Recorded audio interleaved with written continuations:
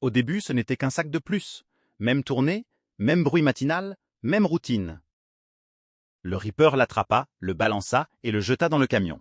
Puis le bruit se fit entendre de l'intérieur. Pas du plastique, pas du verre, un tapotement étouffé, comme si quelque chose frappait le sac de l'intérieur. Il se figea. Le cycle du compacteur était déjà armé, à un bouton près. Il se pencha. Le bruit revint, bref, frénétique et anormal. Il ne réfléchit pas. Il courut. Stop. N'appuie pas. La main du conducteur resta suspendue au-dessus de la commande. Le camion roula vers l'arrêt suivant. Lentement. Le Reaper sprinta à côté. Les bottes glissaient sur l'asphalte mouillé. Il frappa violemment le panneau latéral. Le conducteur baissa les yeux, confus. Coupe tout maintenant. Les freins sifflèrent. Le camion s'arrêta une seconde. Personne ne bougea. Le Reaper monta sur la marche arrière et fixa le tas.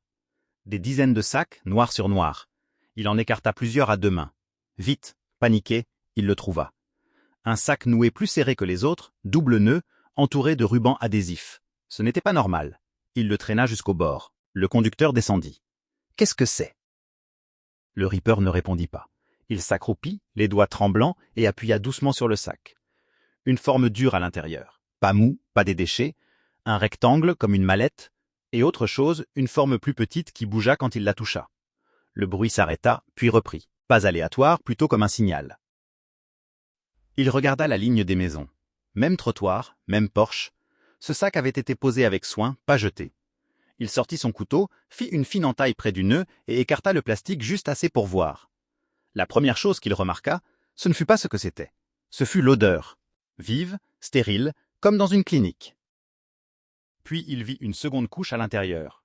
Une poche scellée, argentée, thermosoudée, avec un symbole imprimé qu'il reconnut des affiches de formation collées au mur de la salle de pause, pas une marque. Dans le sac se trouvait une mallette rigide, scotchée, et fixé dessus un petit appareil numérique. Un écran, un voyant clignotant.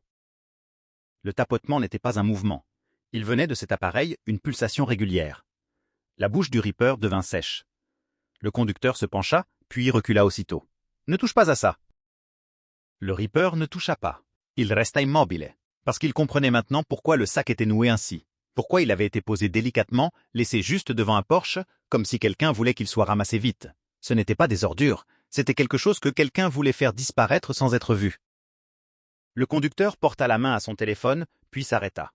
Pas parce qu'il ne savait pas qui appeler, mais parce qu'appeler la mauvaise personne en premier pouvait empirer les choses. Le Reaper fixa la lumière clignotante et tout ce qu'il pouvait penser, c'était: s'il n'avait pas entendu ce bruit, tout ça aurait été broyé, compacté et répandu dans tout le camion, sur toute la tournée, dans toute la ville. L'appareil tapa encore. 3 impulsions courtes, puis le silence. Et ce silence semblait plus lourd que le bruit. Personne ne toucha plus au sac. Ils reculèrent et attendirent. L'appareil ne se mit pas à biper. Il ne clignota pas davantage. Il resta simplement là, silencieux. C'était pire. Le conducteur parla enfin. On ne termine pas la tournée. Le Reaper acquiesça. Ils scellèrent l'arrière du camion, verrouillèrent les commandes du compacteur et le garèrent à l'ombre, à l'écart de la circulation. Pas de sirène, pas de scène, juste de la distance. Une unité spécialisée arriva plus tard dans la matinée, sans marquage, discrète.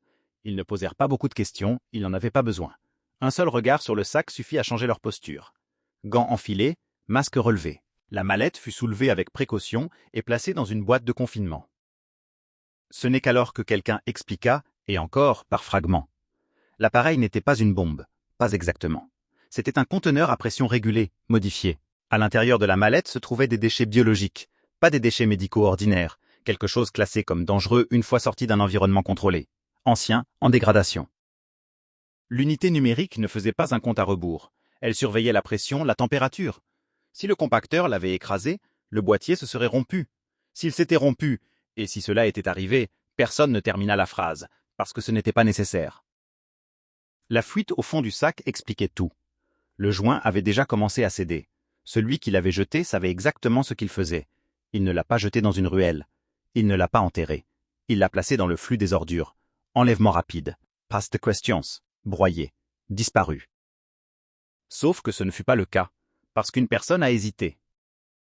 La maison devant le trottoir fut inspectée plus tard. Vide, récemment nettoyée, récemment abandonnée. Aucun signe d'effraction, aucune lutte évidente, juste l'absence. L'enquête ne fut pas rendue publique. Elle ne pouvait pas l'être. L'annoncer aurait provoqué la panique sans réponse. Les déchets furent retracés jusqu'à une installation privée qui n'existait plus sur le papier. Fermée depuis des années, dossier incomplet. La piste se perdit rapidement. Celui qui avait déposé le sac ne fut jamais officiellement identifié. Ce qui comptait, c'était ce qui ne s'était pas produit. Pas de rupture, pas d'exposition, pas de camion contaminé, pas d'arrêt de tournée, pas de catastrophe silencieuse se propageant de rue en rue avant que quiconque ne s'en rende compte. Le Ripper retourna travailler le lendemain. Même tournée, même sac, mais il n'en lança plus jamais un sans écouter d'abord. Parfois, le danger n'a rien de spectaculaire. Il ne fait pas plus de bruit. Il ne brille pas en rouge. Parfois, il attend en silence, enveloppé de plastique, en espérant que la routine fasse le travail. S'il n'avait pas entendu ce bruit, personne n'aurait rien su. Et au moment où il l'aurait compris, il aurait été trop tard. Ils n'en parlèrent plus. Ni ce jour-là, ni les suivants. Le camion fut nettoyé selon un protocole qu'on n'expliqua jamais complètement. Les rapports furent classés, puis fragmentés, puis rangés ailleurs. Le sac disparut dans une chaîne de décision où aucun nom ne resta attaché à rien. Officiellement, il n'y eut pas d'incident. Juste un retard sur une tournée. Le Ripper reprit le travail le lendemain. Même horaire, même rue. Les maisons semblaient identiques, mais il ne les regardait plus de la même façon. Chaque sac posé près d'un porche lui paraissait trop soigneusement placé. Chaque bruit, même banal, retenait son attention une seconde de trop.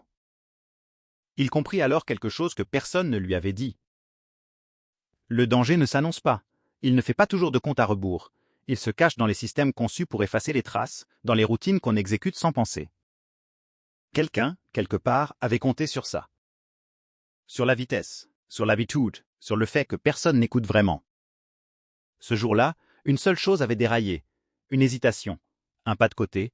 Un homme qui avait tendu l'oreille au lieu d'appuyer sur un bouton. Ce qui comptait, ce n'était pas ce qui avait été couvé.